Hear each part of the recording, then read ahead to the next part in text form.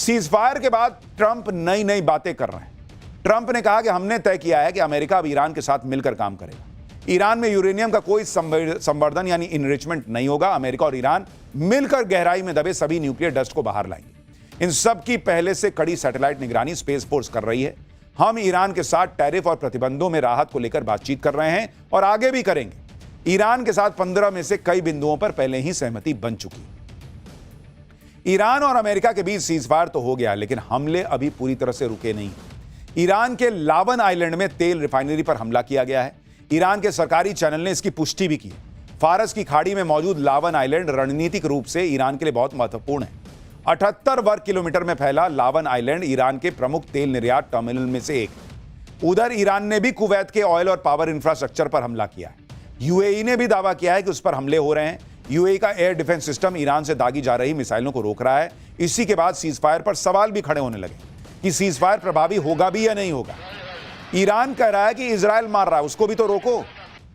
Ceasefire तो हो गया, लेकिन ईरान को ट्रंप पर भरोसा ही नहीं है और इसलिए ईरान धमकी दे रहा है। ईरान की सर्वोच्च राष्ट्रीय सुरक्षा परिषद ने कहा है कि हमारी उंगलियां ट्रिगर पर हैं। अगर दुश्मन ने कोई गलती की तो तगड़ा जवाब देंगे। युद्ध विराम का मतलब युद्ध की समाप्ति नहीं है। सेना अभी भी पूरी तरह से सतर्क है। एक आशंका इजरायल के मोर्चे पर बनी हुई है, क्योंकि सीजफायर की बातचीत में इजरायल शामिल नहीं है। हालांकि इजरायल के पीएम बेंजामिन नेतन्याहू ने कहा है कि इजरायल 2 हफ्ते के लिए ईरान पर हमले रोकने के ट्रंप के फैसले का समर्थन करता है। नेतन्याहू की तरफ से कहा गया कि अमेरिका ने यह भरोसा दिया कि जो बातचीत होगी उसमें यह सुनिश्चित होगा कि ईरान अब कोई न्यूक्लियर मिसाइल नहीं हासिल करेगा। इजरायल और अमेरिका के लिए खतरा नहीं बनेगा। हालांकि इसके साथ ही नेतन्याहू ने यह कहकर मुश्किलें बढ़ा दी कि लेबनान पर हमले जारी रहेंगे, वो नहीं रुकेंगे। उधर लेबनान में इजरायल से भिड़ने वाले ईरान समर्थित हिजबुल्लाह ने चेतावनी दी है कि अगर लेबनान को इसमें शामिल नहीं किया सीजफायर में तो सीजफायर टूट जाएगा। यानी सवाल उठ रहा है कि क्या इजरायल के हमलों की वजह से यह सीजफायर टूट तो नहीं जाएगा। लेकिन इजरायल इसका कोई लोड नहीं ले रहा। इजरायल ने आज भी लेबनान पर तगड़े हमले किए। इजरायल ने लेबनान के बेरूत में एयर स्ट्राइक कर दी। लेबनान पर इजरायल के हमलों से ईरान गुस्से में है। ईरान ने क्लियर कर दिया कि अगर लेबनान पर इजरायल के हमले जारी रहे तो वो सीजफायर तोड़ देगा।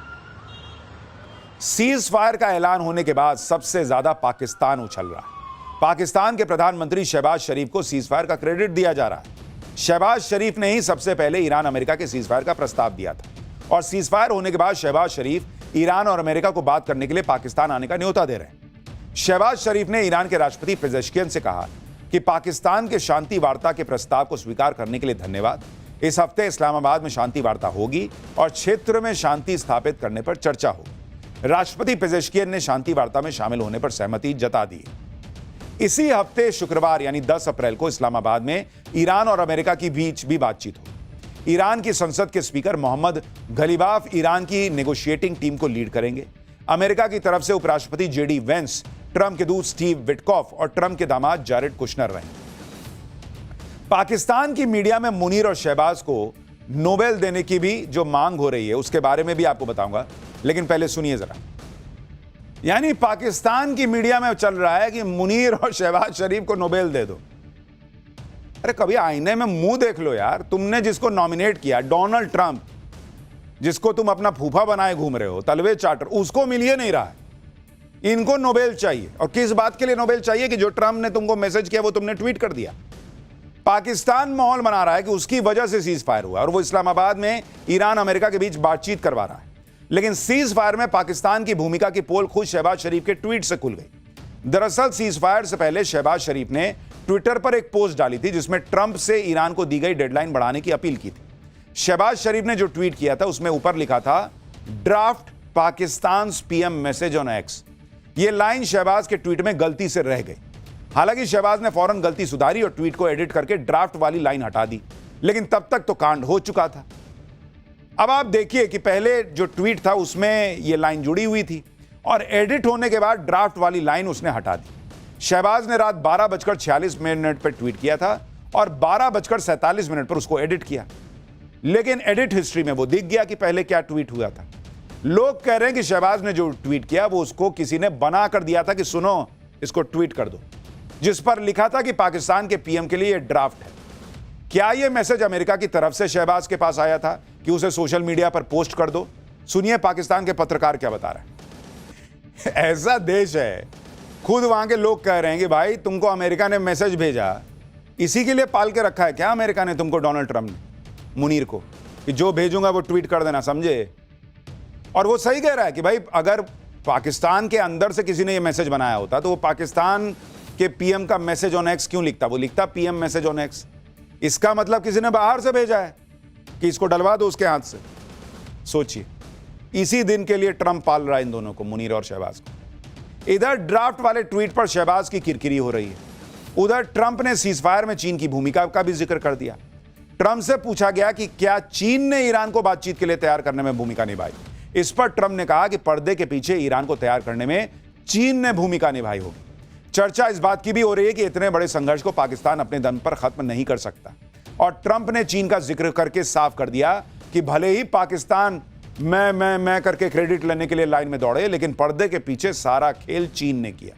चीन ने ईरान को समझाया कि भाई रुक जाओ, बहुत दिक्कत हो जाएगी तुमको भी, क्योंकि ईरान भी तो मार खा ही रहा था ना भाई। आप उसके जज्बे की तारीफ कर सकते हैं, लेकिन ऐसा नहीं है कि ईरान को नुकसान नहीं हो रहा था, ईरान को भरपेट नुकसान हुआ है। तो चीन ने समझाया कि भाई तुम भी थोड़ा रुको, थांबा थोड़ा। और चूंकि चीन से ईरान का अच्छा खासा व्यापार होता है, जब ईरान पर इतने सैंक्शन लगे तब भी चीन उससे तेल खरीदता रहा, तो ईरान को चीन से की बात सुननी पड़ी, क्योंकि इस पूरे मामले में यह भी कहा जाता रहा है कि रशिया और चीन दोनों ईरान को मदद करते रहे पर्दे के पीछे से। लेकिन लाइन में कूद के आ गया शहबाज और मुनीर कि हमने युद्ध रुकवाया है।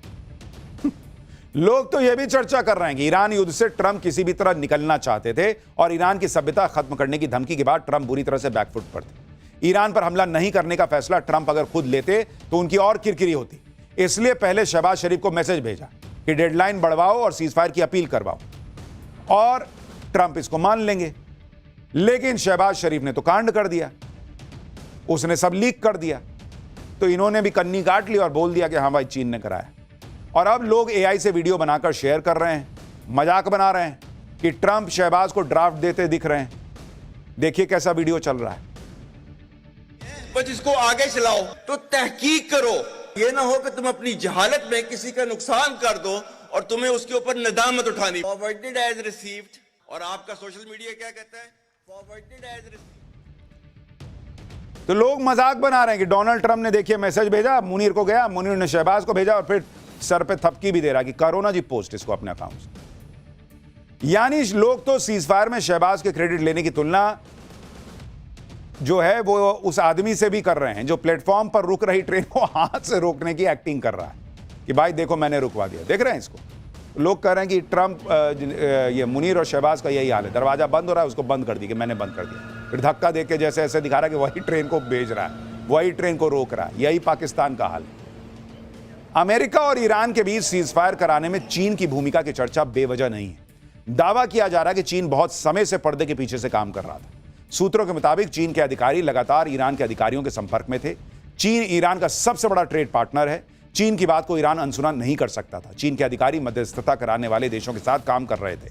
ईरान को अमेरिका के साथ सीजफायर के लिए चीन ने राजी किया था। और आपको याद होगा कि हमने आपको पाठशाला में बताया था कि डोनाल्ड ट्रंप जो अचानक कहे थे कि मैं चीन जाऊंगा, जिनपिंग बहुत अच्छे नेता हैं, वो दरअसल चीन को सेट कर रहे थे कि अगर या तो मैं हमला करूं तो चीन ना घुसे, या फिर चीन पर्दे के पीछे ये सब सेटिंग गेटिंग कराने में मदद करे। और चीन देखिए बैठ के मजे लेता रहा। उसने डोनाल्ड ट्रंप की छीछा लेदर होते देखा, अमेरिका का नकाब उतरते देखा कि वो सुपर पावर है, वर्ल्ड ऑर्डर बदलते देखा कि अब अमेरिका जहां बैठा रहता था वहां से 4 कदम नीचे आके बैठेगा सबके साथ में। और जब सब हो गया तो चीन ने कहा कि भाई थोड़ा रुक जा, बहुत मार लिया इसको। युद्ध रुकने की खबर पूरी दुनिया के लिए बहुत बड़ी राहत है बॉस, जो मैं आपसे बार बार कहता हूं कि भारत भी इससे अछूता नहीं था। आज जैसे ही सीजफायर की खबर आई, तेल के दाम धड़ से गिर गए, दुनिया भर के मार्केट झूमने लगे। ब्रेंट क्रूड ऑयल $14.59 गिरकर सीधे $94 प्रति बैरल पर आ गया। इससे पहले ब्रेंट क्रूड ऑयल का दाम $109 प्रति बैरल के पास चला गया था, और एक दिन में 13.35% दाम गिर गए। सीज फायर की खबर पर शेयर मार्केट तो नाच रहा है बॉस खुशी से। भारत में निवेशकों को एक दिन में करीब 15 लाख करोड़ का फायदा हुआ है। सेंसेक्स करीब 4% बढ़ गया। निफ्टी 50 भी 3.7% बढ़ा है। सोना और चांदी के दाम बढ़ गए। 10 ग्राम 24 कैरेट सोने के दाम 3,335 रुपए बढ़ गए। 1 किलो चांदी का दाम सीधा धड़ाक से 13,160 रुपए बढ़ गए। यानी भारत में फिर से जो है ना वो खुशी की लहर दौड़ गई है मार्केट में। ईरान अमेरिका के बीच हुए सीजफायर का भारत ने स्वागत किया। भारत के विदेश मंत्रालय ने कहा कि हम युद्ध विराम का स्वागत करते हैं और उम्मीद करते हैं कि इससे पश्चिमी एशिया में स्थायी शांति आएगी। हमने पहले भी लगातार कहा कि मौजूदा संघर्ष को जल्द से जल्द खत्म करने के लिए तनाव कम करना, संवाद करना और कूटनीति जरूरी है। इस संघर्ष से लोगों को बहुत मुश्किलों का सामना करना पड़ा है। ग्लोबल एनर्जी सप्लाई और ट्रेड नेटवर्क प्रभावित हुए हैं। उम्मीद करते हैं कि स्ट्रेट ऑफ हॉर्मुज में बिना रोक टोक नेविगेशन और वैश्विक व्यापार जारी रहे। हालांकि सवाल उठ रहा है कि क्या यह सीजफायर बीच में तो नहीं खत्म हो जाएगा, लेकिन 2 हफ्ते के लिए तो है, और इस 2 हफ्ते में भारत अपने सारे जहाज निकाल के भी ले आया तो मान के चलिए कि अपना स्टॉक फिर रिफिल हो जाएगा। उसके बाद फिर 40 दिन चले, 30 दिन चले, जो चले, भारत अपनी अर्थव्यवस्था की रफ्तार को फिर से 5th गियर में लगा लेगा। लेकिन मनाइए कि फिर से न टूटे सीजफायर और यह युद्ध खत्म हो जाए, क्योंकि सिर्फ अपने फायदे की बात नहीं है, दुनिया का फायदा इसी में है कि भाई अब यह युद्ध दोबारा शुरू ना हो।